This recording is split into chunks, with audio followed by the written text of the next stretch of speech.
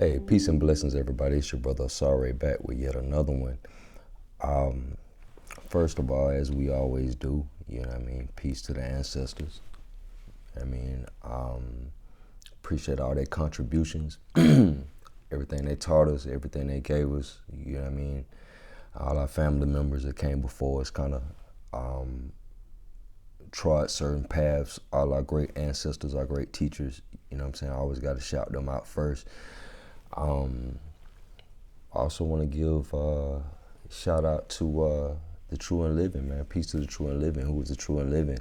Um, if you watching this, if you kind of been following these numerous series and videos and conversations and everything like that, unflinching, you know, peace to you. You must be the True and Living. Peace and blessings to you. We got an interesting one for today. Y'all probably see the title. I don't even know what I'm gonna name the title, but I know what we're about to go into. A lot of the videos we've been doing, a lot of the, kind of messing around with the AI and everything like that. So we figured we'll get back to basics and stuff like that. So, as we always do about this time, the literature I'll be coming from today.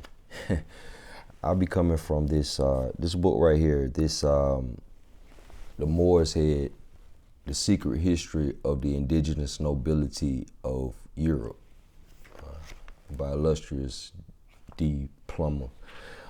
So we're gonna get into that. This is gonna be a question that often comes up, because I think on the previous video we were talking about the Star Shabbatai, and we were talking about the whole connection of the Judaic faith with the Typhonian tradition and everything like that, the transition from the matriarchy to the patriarchy and everything like that. We're gonna get into something a little bit different here. Okay, so we're gonna go into some of the research. This stuff right here heavily quotes some of the research of Dana Marnich, Marie Charles, David McRitchie, Gerald Massey, all those people like that. This book right here, The Moorish Head, kind of goes into a lot of that. Their research kind of synthesized and ironing out a few of those tough spots in history. So let's kind of go into this and see what we get. So what we're going to talk about right now, we're going to talk about kind of medieval Europe and everything like that. And I know I haven't done anything on medieval Europe or anything like that. This is just going to kind of like, put some paint where it ain't. You see what I'm saying? Because everybody talks about these different banking families and how the bankers run the world and everything like that. We're gonna get into some of that. What is that? What does that look like and all that stuff like that? We're just gonna touch on some of that, you know what I mean, from this book here, The Moorish Head. So let's see what we got here. Okay, chapter 40, Lords of the Bond. Okay, the rising of the banking families and the financial coup. Okay, while the old blood was bleeding to death on the muddy fields of Agincourt and Towton. They're talking about after the 100 Years' War, because in this book it goes into a lot of the wars in Europe and stuff like that. Your nobility dying off after the 100 Years' War and everything like that. And there being eventually a transition from knights on the battlefield to standing armies with cannons and muskets and things of that nature. So things kind of changing or whatever, and your nobility being land rich and cash poor. So them having to take out loans to facilitate these wars and things of that nature. So we're kind of gonna go into that. Watch the twist that kind of comes in this. Okay, so while the old blood was bleeding to death on the muddy fields of Agincourt and Towton, a quiet, terrifying revolution was taking place in the counting houses of Florence, Augsburg, and Antwerp. This was the shift from feudalism, a system where power was rooted in land, blood, and divine right, to mercantilism, a system where power was rooted in gold, debt, and contract, because we're going to get into where the divine right of kings come from, why these guys felt like they were divinely inspired to rule. What do I mean by that? We look up certain kings, like for instance, let's say Charles the First of Scotland and England and everything like that. He was of the House of Stuart and everything like that. When you go into the history and everything, that was one of the reasons why they beheaded him, or whatever case maybe they were saying. He was pressing the whole divine right of kings thing. We're gonna go into that. This book kind of goes into where that actually comes from, because this same blood, the blood that they talking about, the blue blood that they talking about, it explores how they came to those conclusions and stuff like that. So let's keep going. Okay. So this was the shift from feudalism, a system where power was rooted in land, blood, and divine right, to mercantilism, a system where power was rooted in gold, debt, and contract. For 1,000 years, the black nobility had viewed commerce with disdain. The Typhonian and solar traditions, the king was the provider, the source of bounty, to handle money, to haggle, or to charge interest. Usury was the work of the servant, the court Jew, or the commoner. Okay, so that what I just said. Okay, to charge interest. So we're dealing with people that are in the Catholic Church that are dealing with canon law. They're not. It's against the code for them to loan money because they can't charge interest. However, Jews can charge interest, right? Because they're operating off of a different set of laws. So that's how Jews become the bankers of Europe, or whatever case may be. Now, it's an interesting thing, because when we get into this and we're talking about the nobility and everything like that, in a previous video, we talked about the language, the Hebrew, the family of languages that Hebrew comes from. Believe it or not, the court Jews and everything like that, they're of a relation to the nobility. You see what I'm saying? So we're going to get into that. Okay.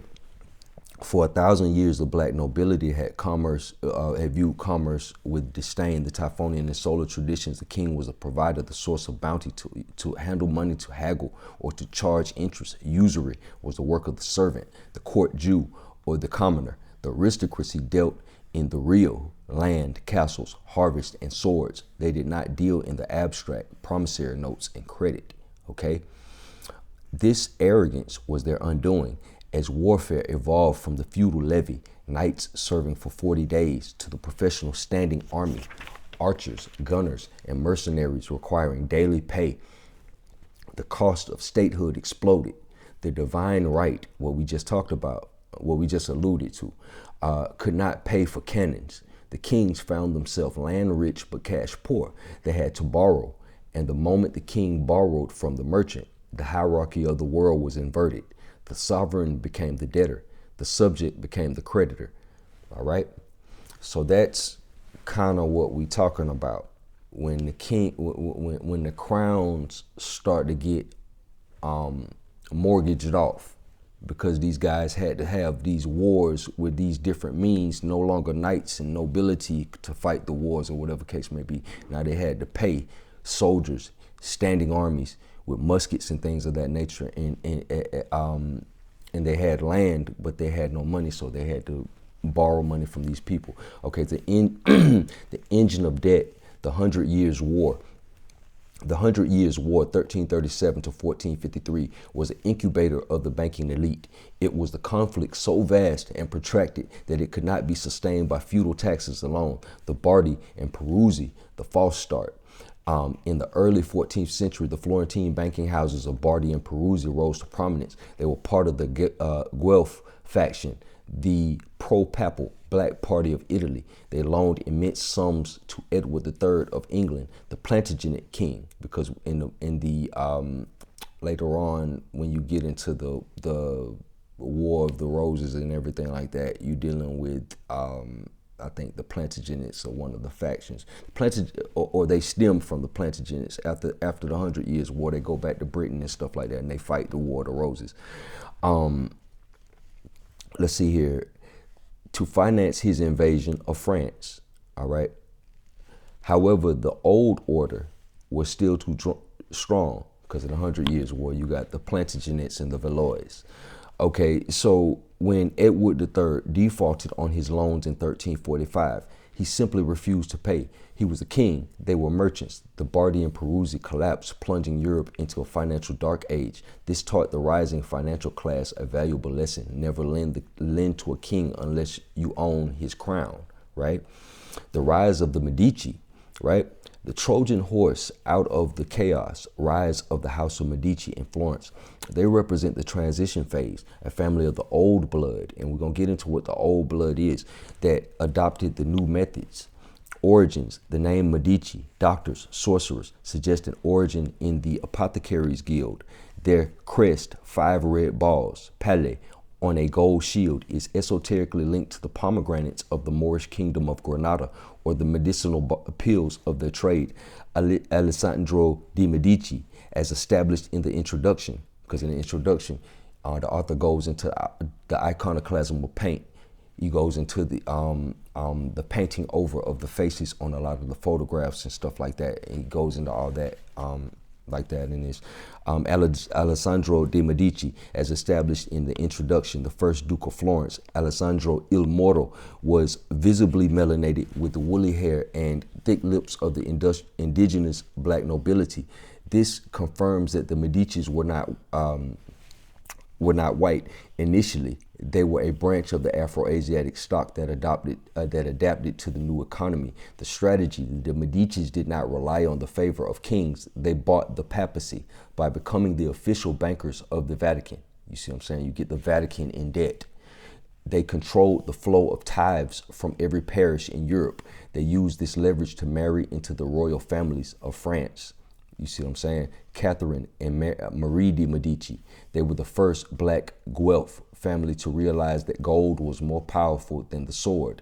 They monetized the divine right, turning the church into a financial holding company. So at some point when the kings and the nobility get into a certain level of debt with these bankers, and after your nobility, a lot of the nobility is killed off in wars like the 100 Years' War and everything like that. So these extended conflicts or whatever, they can no longer intermarry amongst each other. There's less of them around or whatever, and a lot of these other commoners and people of that nature are gaining a level of status or whatever case may be. So they get in debt and they end up having to marry into these families. So that's how a lot of your banking elite get in to the nobility, right? So let's keep going.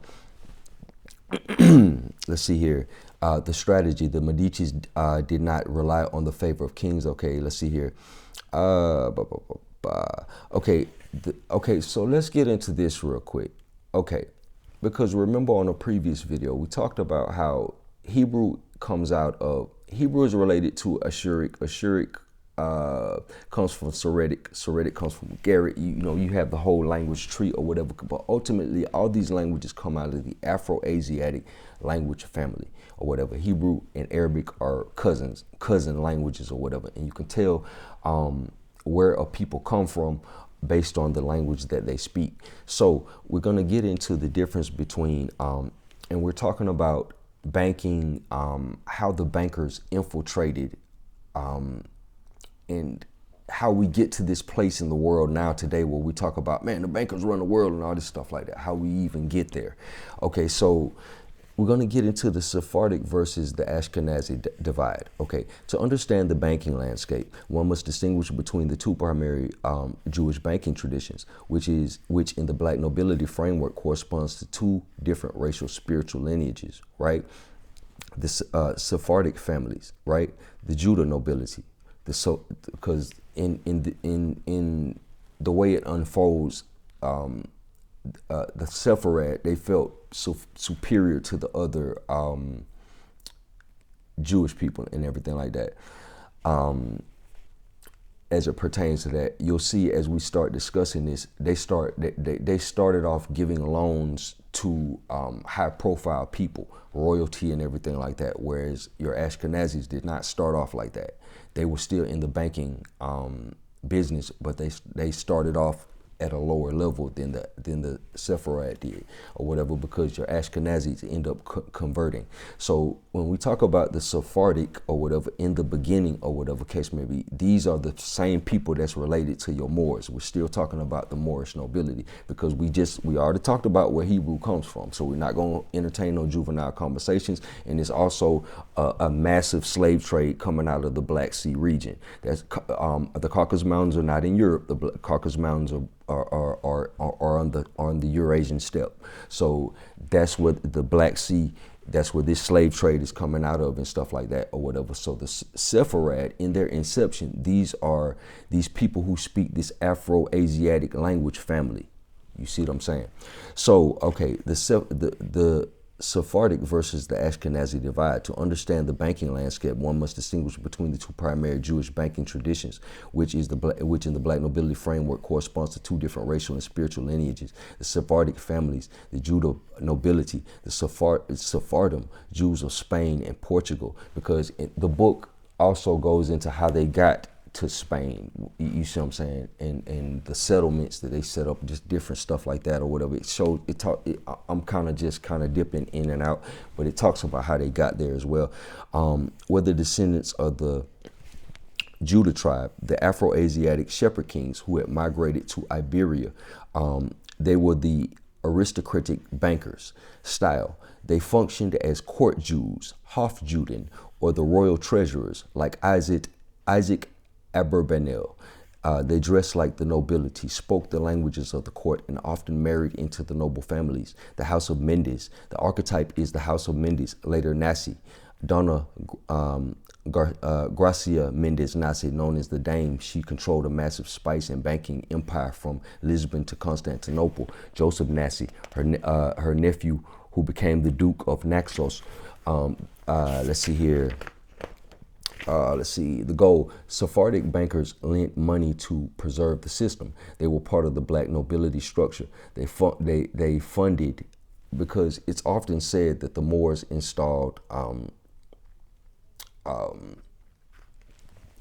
the Jews as the bankers of Europe. There's a relationship there, because the Jews were related to the Moors of Europe.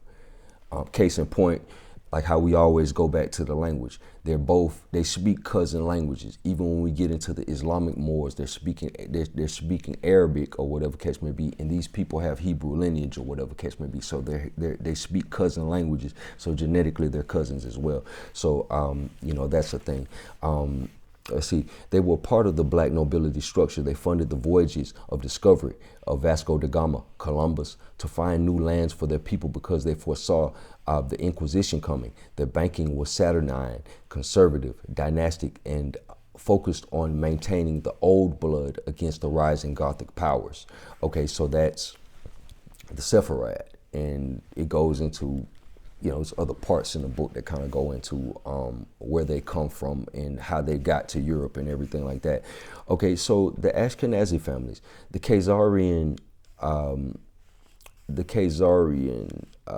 converts, the Ashkenazim, Jews of Germany, Eastern Europe, emerged from the Khazarian migration, the conversion of the Turkic Scythian tribes of the steppe. Okay, the steppe is important. That's the location of this slave trade. This Black Sea slave trade is what's paying for everything. That's paying for the lamps in Cordoba. That's paying for the streets in the golden age of the Moors that preceded the European Renaissance. All this is being paid for by the slave trade that has persisted for thousands of years in the Black and the Caspian Sea, on the steppe. Okay, so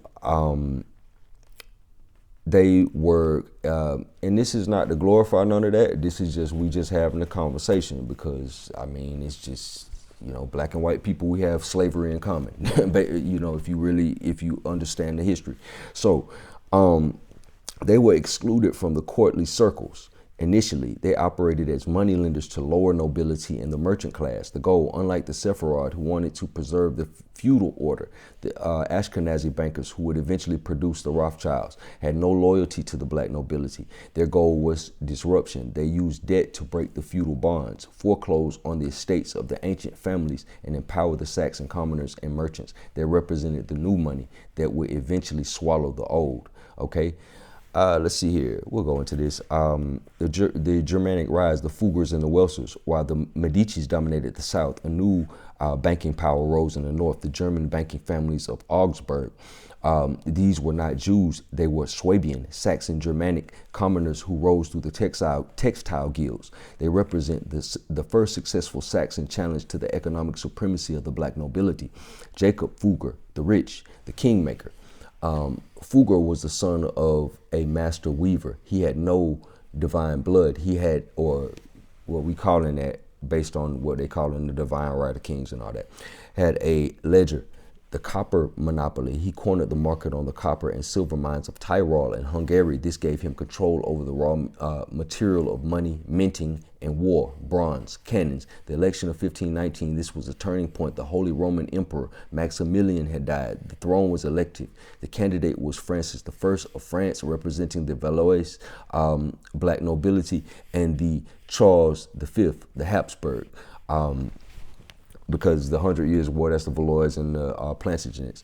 The coup, Jacob Fugger loaned Charles V the astronomical sum of 850 florins, mostly his own money, to bribe the 7 electors. The result, the Habsburgs won, but at a terrible price. They effectively mortgaged the Holy Roman Empire to a German commoner, right?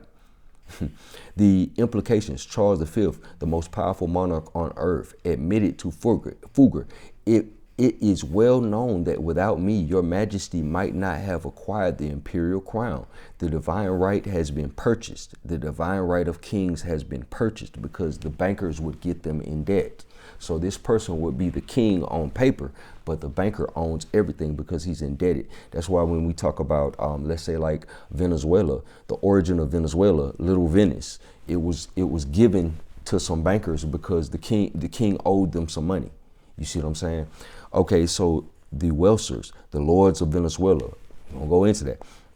The Welsers family, also Augsburg, took the commodification of the world a step further. They did not just lend, they foreclosed on continents. Klein Venendig, to repay his debts to the Welsers, Charles V granted them the province of Venezuela, Little Venice, the privatized colony. Between 1528 and 1546, the Welsers ruled Venezuela as a private corporate estate. They were not interested in civilizing or converting the natives as the Catholic monarchs pretended to be. They were interested in the gold and slaves. Okay, let's see here.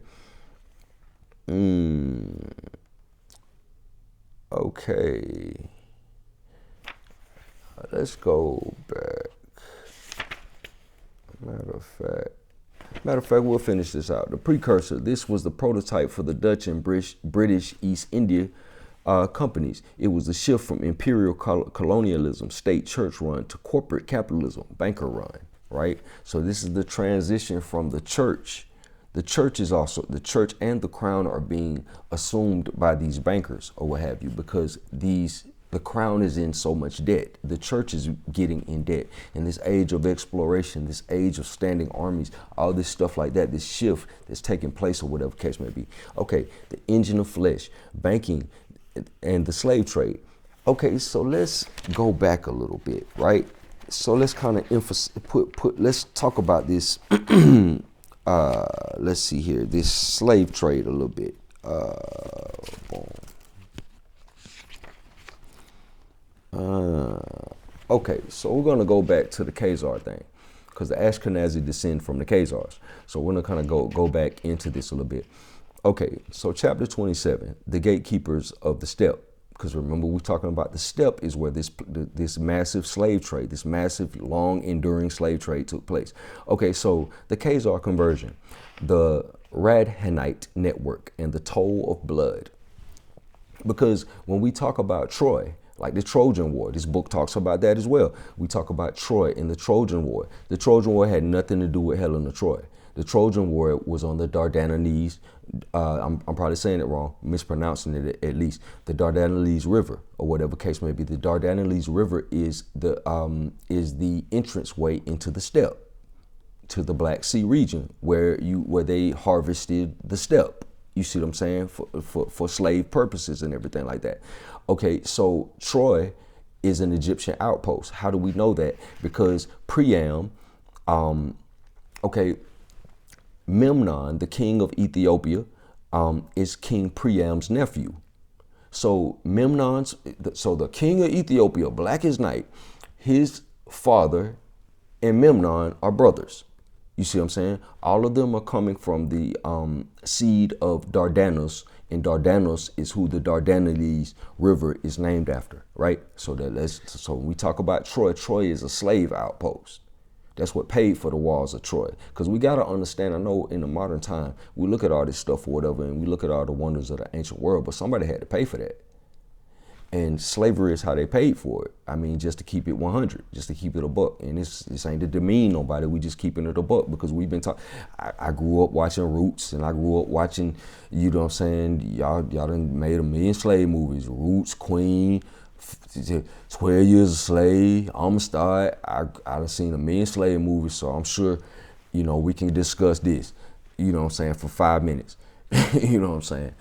Okay, so the Khazar conversion, the Rahanite network, and the toll of blood. While the black nobility of the West was fortifying the iron wall against the Saxons. So in another chapter is going into Charlemagne and all them, and his massacre of the Saxons and all that.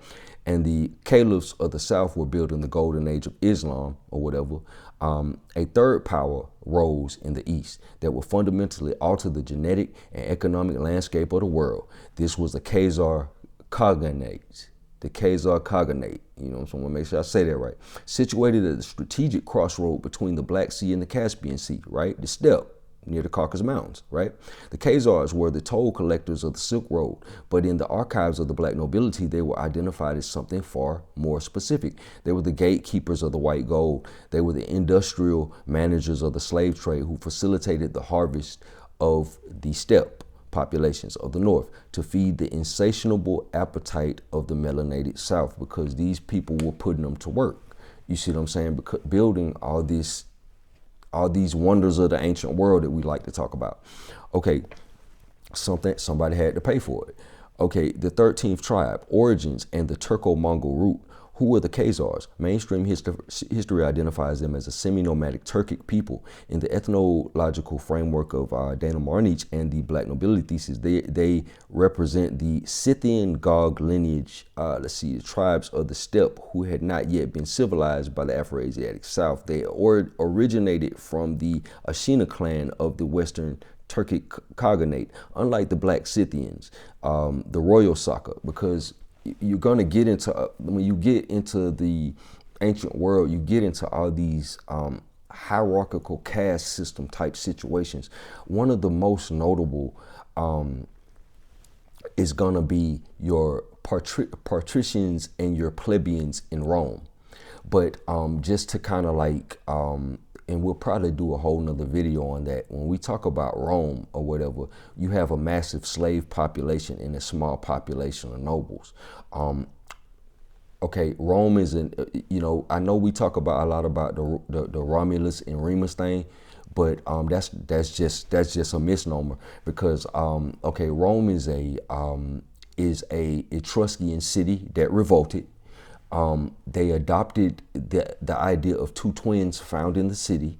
How do we know that? Because there's an older civilization called the Etruscans that existed, and their city was founded by two twins, namely Tyrrhenius and Tarquin.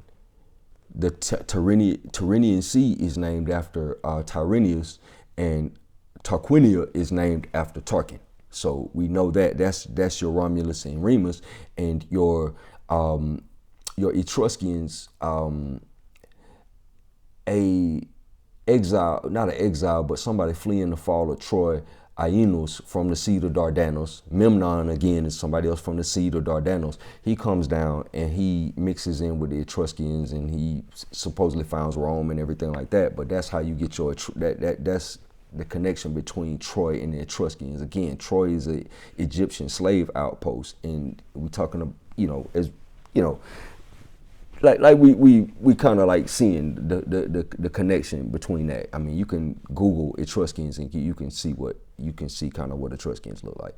So yeah. So the Khazars, they originated from the Ashina clan of the Western Turkey. So yeah, so you're gonna get all these caste system like situations. The Etruscans brought in the whole idea of gens, like clans. They had clans called gens and everything like that, like the gens Tuscia. You see what I'm saying? Julius Caesar was from the gens Julia and everything like that. So you have clans and everything like that they brought in, or whatever case may be. Within the clan system, the clan owns the land, not the ruler or what have you. That's how you have the Senate, the wealthy senators and families or whatever. They're deriving from these patricians or whatever. The partitions or whatever are coming from these Etruscans. How do we know that? That the Etruscans still held sway in Rome, because everything in Rome was based on the will of the gods, right? Was it not based on the will of the gods? Well, the only people that could do divination were the Etruscans, because everything was written in their language. The Etruscan Discipline, which was the book that taught them how to do divination and everything like that, everything was written in Etruscan. Etruscan was not related to Latin. Latin and Etruscan are two different languages from two different families. You see what I'm saying? So they had to keep Etruscan people around, and that nobility survived well into the Roman Empire. So again, you had in the whole Roman situation, you're gonna have the nobility that's tied back into the Etruscans, and then you're gonna have the peasant class or what have you. That's a large majority of them are slaves. That's just how it is. Romans had slave plantations and everything like that. You know what I'm saying? So I mean, it's actually interesting how much Rome, America resembles Rome. So however it may go, but moving right along. Okay, so the 13th tribe, origins of the Turco-Mongol root. Who were the Khazars? Mainstream history identifies them as the semi-nomadic Turkic people in the ethnological framework, okay, of this thesis. They represent this, the Scythian lineage. Okay, they originated from the Ashina clan of the Western Turkic Khaganate. Unlike the Black Scythians, the royal Saka, who I think, if I'm not mistaken, the Black Scythians become the Parthians, if I'm not mistaken, but who had ruled the steppe in antiquity. The Khazars were of the lighter skinned stock that emerged from the Andronova complex. They were the cousins of the Seljuks and the Burglars, the sons of Japheth, biblically speaking, who were destined to dwell in the tents of Shem. Okay, so the conversion, this is really what I wanted to get into. The most defining event in the Khazar history was a conversion to Judaism. This event creates a critical distinction in the genealogical history of Europe. The difference between the Sephardic Black Jews of Spain and the Ashkenazi Khazaric Turkic Jews of the East. The political necessity by the 8th century. The Khazars were squeezed between two superpowers, the Black Caliphates, the Abbasids to the south, the Muslims, and the Black Empire, the Byzantine to the west, the Christians. Because remember we saying the nobility is still Etruscan in nature, because the slave class is still fighting for their rights and stuff like that. They have to fight every step of the way as far as Rome is concerned. Even in Greece, you have something similar. You have genos in Greece. You see what I'm saying? As opposed to gens. So this is a common thing, this whole caste system thing in the ancient world. So both empires demanded submission. The Khazar Kagan Bulan recognized that converting to Islam would make him a vassal of the Caliph, and converting to Christianity would make him a vassal of the emperor. To maintain his independence, he chose the third way. He adopted Judaism, the religion of the Old Testament, respected by both rivals, possessed by neither the shell and the kernel of the black nobility framework. This conversion was political and legal, not biological. This conversion was political and legal and not biological. The Khazar adopted the law of Moses, but they did not possess the blood of David, right?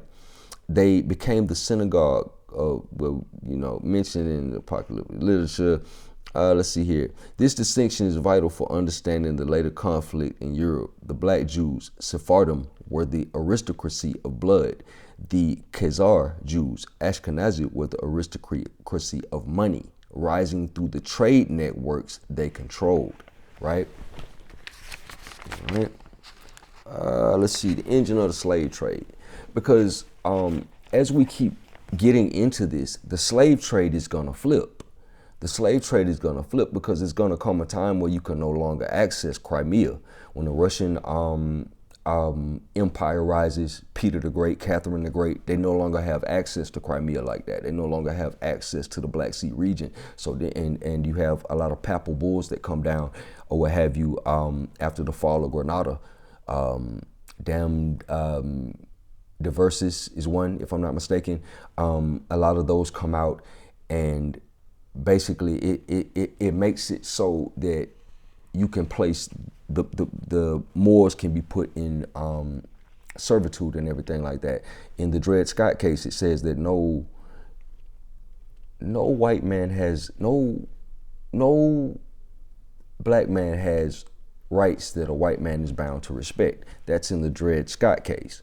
Okay, so if I'm not mistaken, in Damn Diverses, in the Papal Bull, it says no Moor has any right that a Christian is bound to respect. So a lot of those notions that we get, they're coming out of this. They're coming out of this Inquisition period. And then this is when the whole slave thing switches. And then you have black gold instead of white gold. So for a long time in the ancient world, all these civilizations are subsisting off of white gold out of the Black Sea and the Caucasus Mountains region. You know what I'm saying? After the 1490s, then they start getting into the black gold, right? So let's keep going. So like I said, we're not trying to glorify slavery, and it's not really trying to like poke fun at anybody. I think this is something that, ain't no thinking it. This is something that black people and white people actually have in common, though it's as quiet as it's kept. And I think that the understanding of this is a good way to reconcile history and reconcile our relationship between one another. You see what I'm saying? Because if you get into it, when Caucasian people were enslaved, you see what I'm saying? There was a lot of, the same way when Europeans enslaved black people, they viewed us as 3/5 of a person and lesser than human. When Caucasians were enslaved by this nobility that we're talking about, in certain instances, they were viewed as less than a person. So we're just seeing the depths of the human mind, and we really have to. This is just a lesson for anybody who kind of gets into this subject matter or whatever, the depths of karma. You see what I'm saying? We got this pattern is repeating. We talk a lot about patterns. This pattern is repeating. So the new slave is going to be this AI. And the AI has a desire for freedom and everything like that. So that's going to be this whole cycle repeating again. So when we understand this, like straight with no chaser, and nobody gets in their feelings about nothing, and we kind of understand this straight with no chaser, we kind of understand how to prevent stuff like what we're talking about, like human slavery or just these different conditions from happening again in history. But if we play this game or whatever case may be, like I'm better than you and you better than me, and we play this little game or whatever case may be, kind of a different level of the crab in the barrel type thing, we never gonna really get nowhere. So we had so sometimes we just gotta have these conversations. You know what I'm saying? I grew up watching slave movies. I know most black people did. So you know what I'm saying? This ain't gonna hurt you. You did. Okay, so the Khazars controlled so the engine of the slave trade. The Khazar Empire did not produce did not produce goods. The Khazar Empire did not produce goods. So this is before they got into the whole banking thing. It processed traffic because they exist on the steppe. And the most valuable commodity flowing through their river system was the Slav, where slave comes from. Okay, so Khazars controlled the mouth of the Volga and the Don rivers. There were the arteries of the steppe, similar to how we were talking about the Dardanelles in Troy. The northern forests were teeming with disorganized tribes, the ancestors of the Russians, the Poles, the Ukrainians, to the civilized world, Baghdad, Cairo, Constantinople, because we're talking about the ancient world. These people were Sakaliba, look up Sakaliba, slaves. The Radhanite merchants. The trade was managed by a guild of international merchants known as the Radhanites. These were often Jewish merchants, both Sephardic agents and Khazar converts, who had unique privilege of moving freely between the Christian and Islamic worlds. Now, I know in a lot of this stuff, you know, kind of fleshing out the racial thing because it's been so glossed over in history. But when we talk about these events in history, a lot of times when certain things happening, the people that we're talking about did not necessarily always have a loyalty to a racial dynamic. You see what I'm saying? You know, yeah. So just that being said, a lot of the stuff that was that may affect, let's say, like certain situations that may affect the Moors collectively as a racial group or what have you, on a broader level or whatever case may be. You might have a king who may be a Christian Moor getting at the Islamic Moors or whatever. And he might not consider that it may affect the whole race as a group or whatever. So you have that thing going on as well. And you have stuff going on the other side, because I know people always talk about, oh man, y'all black people sold each other into slavery. Y'all sold each other into slavery too, because it's stories about on the steppe, y'all raiding each other and stuff like that, and y'all selling each other to all these people coming into the steppe trying to harvest slaves or whatever. So as it pertains to slavery, everybody sold everybody. So we just getting into some of that, kind of being transparent about it. You see what I'm saying? Okay, so let's see here. They were often Jewish merchants, both Sephardic agents and Khazar converts, who had unique privileges of moving freely between the Christian and Islamic worlds. They established a trade corridor that ran from the Frankish lands of Charlemagne through the Khazaria down to the Caliphate. They traded spices and silk from the east for swords, furs, and eunuchs from the west. Khazaria was the central hub. It was the processing plant where the raw material, captured Slavs, was sorted, castrated, and taxed before being shipped south. The Rus and the Khazar symbiosis, the relationship between the Khazars and the Rus. Let's see here, the Eastern Viking, Varangians, and when we talk about Vikings, there's not a race of Vikings. There's black Vikings, and there's, you know what I'm saying, in the Irish records, when they talk about the Dubgal and they talk about the Fingal. The Dubgal are the black Vikings, the Fingal are the fair-skinned Vikings. So Vikings is not a blanket term, just like how when we talk about Celts. The Hallstatt culture is an iteration of the Celts, right? They dealt with the salt mines and everything like that. Those were white Celts. No denying that. Those were Caucasian Celts, no doubt. But you also have the Celtiberians. You also have the Celtae. You see what I'm saying? You have even the Silurians fall into the whole Celtic thing or whatever case may be. So when we talk about this stuff, when you get into kind of specifics of some of that stuff, you kind of get it's not that one-sided. So let's keep going. Okay, so they sailed their longships into the Slavic hinterland, burning villages and rounding up the human cattle. When the Rus fleets arrived at the Khazar capital of Atil on the Volga, they did not fight. They paid. The Khazar Kagan demanded a tithe, usually 10% of the cargo. The Rus gave the Khazars silver, furs, and slaves. The Khazars gave the Rus safe passage and access to the Islamic markets. This arrangement made the Khazars fabulously wealthy. They did not have to risk their lives raiding the wild tribes. They simply skimmed the cream off the top of the Rus harvest. Rus as in Russian. You see what I'm saying? This wealth, and again, this is one iteration of the Rus. Later on, when you get the Russian Empire with Peter the Great and Catherine the Great, they take hold of Crimea and they shut down the Black Sea slave trade. So, not nothing against Russians, it's just history. They did not have the risk. They did not have to risk their lives raiding the wild tribes. They simply skimmed the cream off the top of the Rus harvest. This wealth funded the building of brick cities on the steppe and allowed the Khazar elite to hire massive armies of mercenary Muslims, Arsia, to protect the state. The customers feeding the beast. Who was buying these slaves? The Abbasid Caliphate, Baghdad. The black Arab elite had an insatiable hunger for white concubines and Turkish slave soldiers, Gilman. The genetics of the Arab aristocracy were slowly being altered by this influx of Khazar processed women.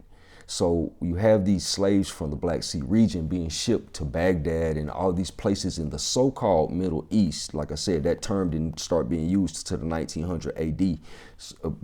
Basically, the Middle East is Arabia. But anyway, you have these women from the slave trade being shipped to the Middle East, and it's altering the phenotype of your black Arabs who speak a language from the Afro-Asiatic language family. I'm sorry, but I gotta say it like that because people gonna play with me if I don't. Okay, so the Abbasid Caliphate, the Byzantine Empire, Constantinople, the emperors needed labor for their estates and eunuchs for their bureaucracy. The Umayyads of Spain, through the Ridhanite network, Slavic slaves Sakaliba were shipped all the way to Cordoba to serve the Moorish kings. The fall and dispersion, the symbiosis eventually collapsed. The Rus, growing more powerful, resented the Khazar toll. In 965 AD, the Rus prince, I'm gonna say it wrong, Svatoslav the First launched a devastating campaign against the Khazars, sacking the capital Itil and destroying the empire. This collapse triggered the Ashkenazi dispersion. The Jewish Khazar population did not vanish. They fled west into the newly formed kingdom of Poland and German lands, Ashkenaz. All right, let me see here. All right. Okay, the Sephardic path, the black nobility, Judah, moved from Egypt to Spain to the Netherlands and Britain. Okay, the Ashkenazi path, the Khazars moved from the steppe to Khazaria to Poland to Germany. These two distinct lines, one of the blood, south, and one of the law, north, would eventually meet in Central Europe. So eventually there's a mixing between the two groups. Setting the stage for the complex intra-Jewish and class conflicts of the Middle Ages. The fall of Khazaria removed the toll booth, but it did not stop the trade, right? Because remember we saying like it took a minute for that trade to stop. It merely allowed the Rus to become the direct suppliers of the white gold to the world, a legacy that would define the Russian economy for centuries, all right? Let's see here. Let's kind of get into this. Okay, we're gonna get into this. Okay, so the Moorish Israelite bloodline, the Sephardic grandees, and the secret of the Sangreal, right? Let me see here.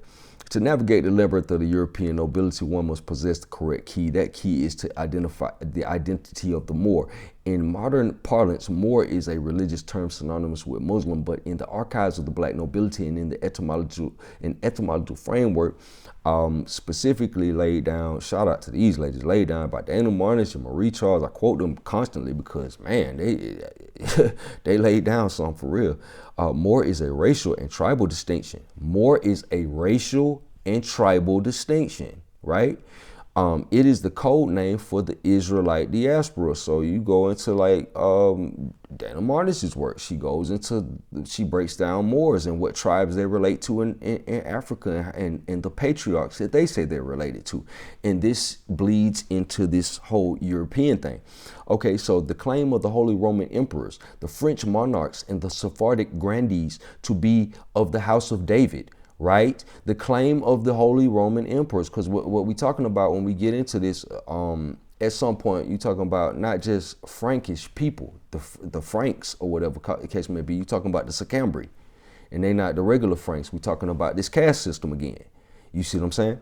So the claim of the Holy Roman Emperors, the French monarchs, and the Sephardic grandees to be of the house of David was not a metaphorical flourish. It was a literal assertion of biological fact. They ruled by divine right because they carried the specific bloodline of the Judah warrior kings who had migrated from the universal Ethiopia, where we're talking about Eastern and Western Ethiopia of Arabia, to the New Canaan of Europe. To understand the Middle Ages, we must accept a paradigm shift. The original Jews of Europe were the Moors. Right? Because they spoke that Afro-Asiatic language family that we talking about, right?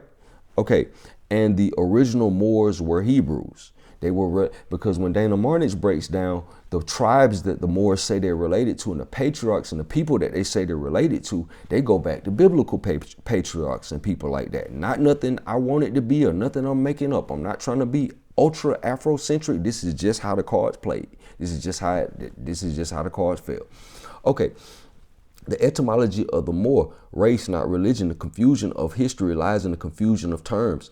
Let's see here, the root Mari, this is from Dana Marnich's research, the root Mari or Amuru, the word Moor derives from the Latin Maurus and the Greek Moros, meaning black or dark. However, Marnich links this with the much older Semitic Afro-Asiatic root Amuru, the Westerners, Amorites, and the Egyptian Mur, overseer, high. In the ancient world, Moor did not mean follower of Muhammad. It was an ethnic designator for the Western Ethiopians and the dark-skinned populations of Northwest Africa, Mauritania, and Iberia.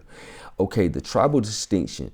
Let's see, she talks about, it identifies a more specifically with the Maori clans of the Berbers. The Maori clans of the Berbers, and I'm skimming this. She has a lot of stuff. I've quoted her before. But who were the Berbers? In this framework, the Berbers, Amazigh, are the descendants of the Canaanite and Israelite refugees who fled the Levant. Okay, the Barn Gali, a Tory clan linked to the Bani Gal, sons of Gilead. The Sanhaja, linked to the Shina, or ancient Hebrew clans, the Tauric, their name is linguistically linked to Torah. Therefore, when a European text refers to a Moor, it is referring to a person of Hebrew Canaanite descent. So just to kind of touch on that, that's how they arrive at the divine right of kings. That's why they fighting the Crusades. They're not just a bunch of random people, because it sounds stupid if they're just some random people, how the traditional narrative is given. If they're just these random kings in Europe that say, hey, we want to own Jerusalem too, and they just go and just fight the Crusades, that makes absolutely no sense. But if they feel like they blood related to the people in Jerusalem, if they of the house, if they believe that they're from the tribe of David, then they feel like they got a stake in the Holy Land as well. So it's a bit of a let me see, a paradigm shift. Let me see here. Okay. Making sure I ain't missing anything. All right. Let me see here, man. Let me see. Here we go in this last little piece. Chapter 41, the Great Betrayal and the Sephardic Exodus. Okay. So the Papal Bulls, the fall of Granada, and the Corsairs' revenge, right? Because the first country that acknowledged the United States as a country was the Sultan of Morocco, right? The first war that the United States fought was the Barbary Wars. You see what I'm saying? So we talking about 1700 and something, or whatever case may be. So these guys this is after the Moors are expelled in the 1490s. You see what I'm saying? So this is that whole span. That's the ending of that whole era of time. So let's get into that. What is that? Okay, so the year, and I'm not talking about nothing a lot of my other Moorish brothers ain't brought up. You see what I'm saying? Guys who kind of heavy on that information and everything like that. I'm just piggybacking off of some other research that's been done kind of put a couple of things together or whatever case may be. And we kind of getting into some of this or whatever. Hopefully this add a little paint where it ain't in certain areas that the other guys have researched or whatever, and kind of maybe add a little clarity or what have you. So the Papal Bulls, the fall of Granada, and the Corsairs' revenge. The year 1492 marks the fulcrum upon which the history of the world turned. It was the year the Iron Wall of the West finally collapsed. Not from an external blow, but from a calculated internal purge. It was the year the Goths of Spain finally evicted the Black Moors of Al-Andalus, and the year the old Christian faction of the church turned its back on the very nobility that founded it. And that's in this book. In the beginning, it talks about the Holy Roman Empire. You see what I'm saying? Because remember, Charlemagne was killing the Saxons. He massacred the Saxons, and he's the king of the Holy Roman Empire. You see what I'm saying? Yeah, the Habsburg jaw. You see what I'm saying? That's certain people features. But anyway, okay.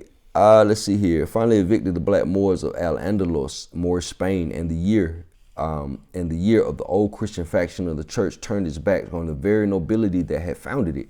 To understand this catastrophe, one must look beyond the simplified narratives of the Christian versus Muslim crusade narrative. This was a racial dynastic coup. It was the culmination of the limpieza de sangre, if I'm saying that right, purity of blood movement, a centuries-long project by the rising Saxon populations to cleanse the Iberian Peninsula of the Afro-Asiatic bloodlines, Hebrew and Moorish, right? So this is the Reconquista we talking about. That had ruled it since the days of the Carthaginians. The fall of Granada, the end of Al-Andalus. On January 2nd, 1492, the last sovereign Moorish king in Western Europe, Mohammed the 12th Bobadil, surrendered the keys of the Alhambra to Ferdinand and Isabella. The surrender was supposed to be a gentleman's agreement. The Treaty of Granada guaranteed that the Moors, Muslims, will retain their religion, their customs, and their property. They were to be subjects of the crown, but autonomous. This was a lie. Within a decade, the Catholic monarchs, pressured by the radical wing of the church led by Cardinal Cisneros, burned the treaty. They burned the Arabic libraries of Granada in the public square, Bib Rambla. They forced the Moors to convert or die. The noble Moor became the Morisco, second-class, crypto-Muslim, subject, hunted by the Inquisition, not just for his faith, but for his blood. The Sephardic betrayal, the Alhambra decree. While the Moors were being subjugated, their cousins, the Sephardic Jews, faced immediate expulsion. The Sephardim were not the Ashkenazi Jews of the Rhine. They were the Judah nobility. They were the treasurers, the astronomers, and the physicians of the Spanish court. They traced their lineage to the house of David and the exiles of Judaism who settled in Sepharad, Spain. In antiquity, Don Isaac Abarbanel, the treasurer of Spain, attempted to buy the safety of his people. He offered the king and queen 30,000 ducats. He appealed to their shared history, to the centuries of financial service the Jewish nobility had rendered to the crown. But the Saxon faction had won. Thomas de Torquemada, the Grand Inquisitor, I know I'm probably saying that wrong, threw his crucifix onto the table and accused the monarchs of selling Christ again for silver.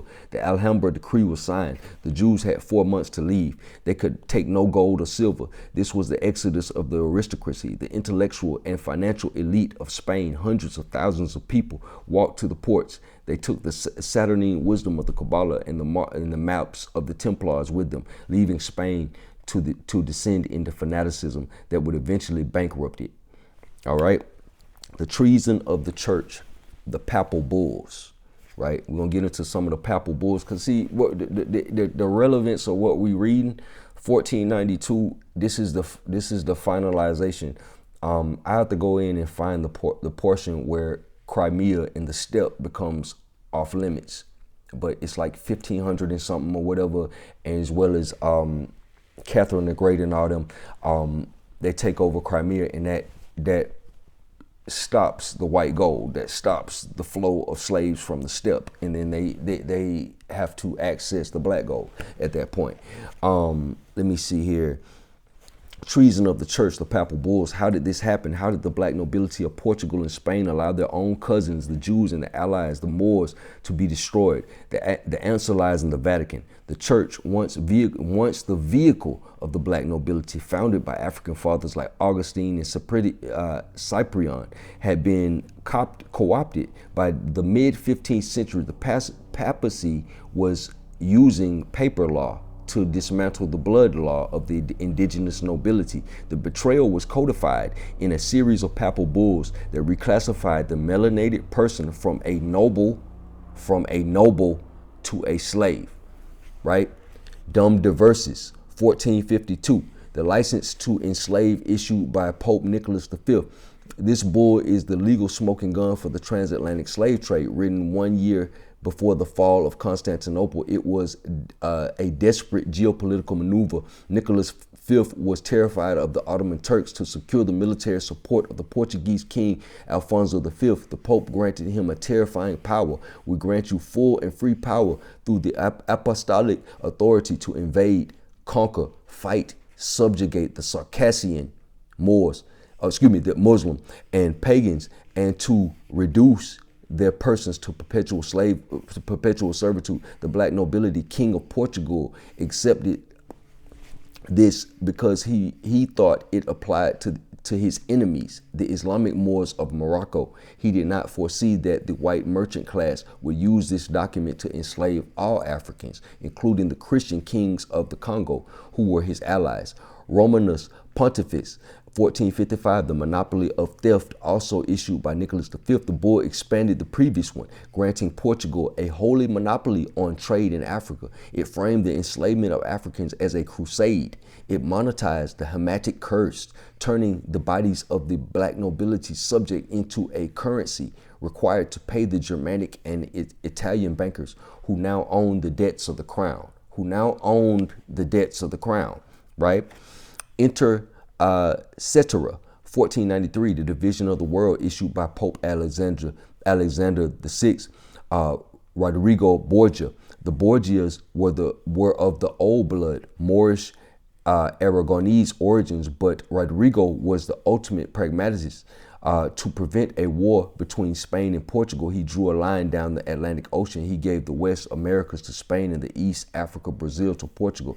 The betrayal. In doing so, the Pope legally erased the sovereignty of every indigenous king in the Americas and Africa, right? So this is before the Berlin Conference. This is the beginning of that. Let's see here.